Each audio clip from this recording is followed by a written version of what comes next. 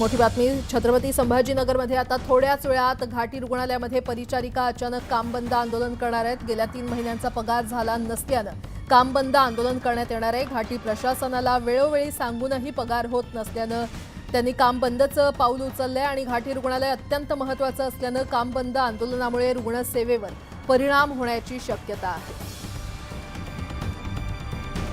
आणि आता थेट जाणार आहोत, आमचे प्रतिनिधी सिद्धार्थ गोदाम आपल्यासोबत जोडले गेलेले आहेत। सिद्धार्थ, परिचारिकांनी अचानकपणे काम बंद आंदोलनाची घोषणा केलेली आहे, काय त्यांच्या मागण्या आहेत, काय अपडेट? निश्चितपणे प्राजक्ता ही घाटी रुग्णालयासाठी चांगली बातमी नाही, कारण आपण बघतो की सगळ्या परिचारिका जे आहेत काम बंद आंदोलन त्यांनी अचानक आता 7:30 वाजता सुरू केलेलं आहे। त्यांचे गेल्या अनेक महिन्यांपासूनचे पगार प्रशासनाने केले नाहीत, वारंवार विनंती करून सुद्धा त्यांच्या पगाराची व्यवस्था प्रशासनाने केली नाही। त्यामुळे आज शेवटी या सगळ्या परिचारिका जे आहेत आलेले आहेत, काम बंद आंदोलन आहे। अत्यंत महत्त्वाचे रुग्ण म्हणजे घाटी हॉस्पिटल आहे, पण या ठिकाणी बंद केल्यामुळे रुग्णसेवेवर परिणाम होऊ शकतो।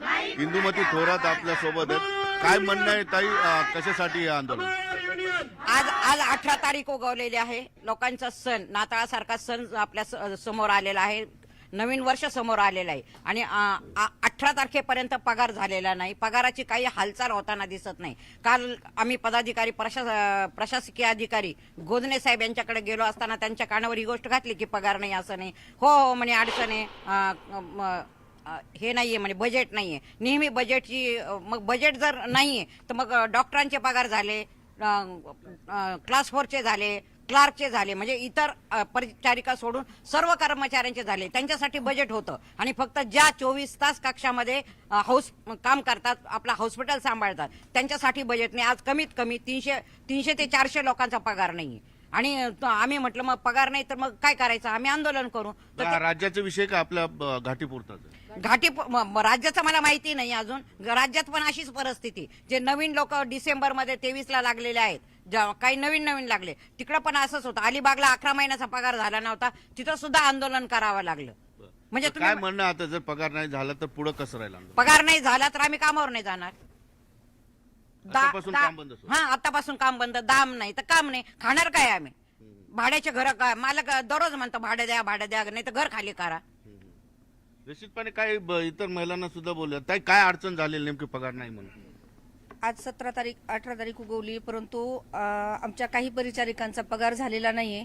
उत्तर दिलं जातं की बजेट नाहीये, परंतु आमचं असं धारणा झालेली आहे की बाकी गेडरचे पगार करण्यासाठी तुमच्याकडे घरच्या काय अडचणी आहेत? सगळ्यांना पगार नाही भेटले तर अनेक अडचणी होऊन जातात। अर्थातच घरामध्ये किराणा असतो, मुलांचं शिक्षण असतं, मुलांची फी असते, सण तोंडावर आलेला आहे आणि या सर्वांसाठी कुठलंही म्हणजे सोंग करता येत नाही पैशाचं। याच्यासाठी पैसाच लागतो, पगार नाही तर म्हणजे आम्ही बाकीचे आमचे सणवार कसे? पगार नाही झाला तर आता बेमुदत काम बंद? निश्चित आम्ही बेमुदत काम बंद करणार। निश्चितपणे प्राजक्ता, आपण बघितलं की हे अत्यंत महत्वाची गोष्ट आहे की या घाटी रुग्णालयामध्ये हे जे कर्मचारी अत्यंत महत्वाचे आहेत, 24 तास काम करतात, सगळ्यांचे पगार झाले, मात्र यांचेच पगार न झाल्यामुळे त्यांनी अचानक काम बंद आंदोलन केले। निश्चितच परिचारिका संपावर जातील तर रुग्णसेवेवर निश्चित परिणाम होईल। निश्चितच सिद्धार्थ, धन्यवाद या संपूर्ण आढाव्यासाठी। आणि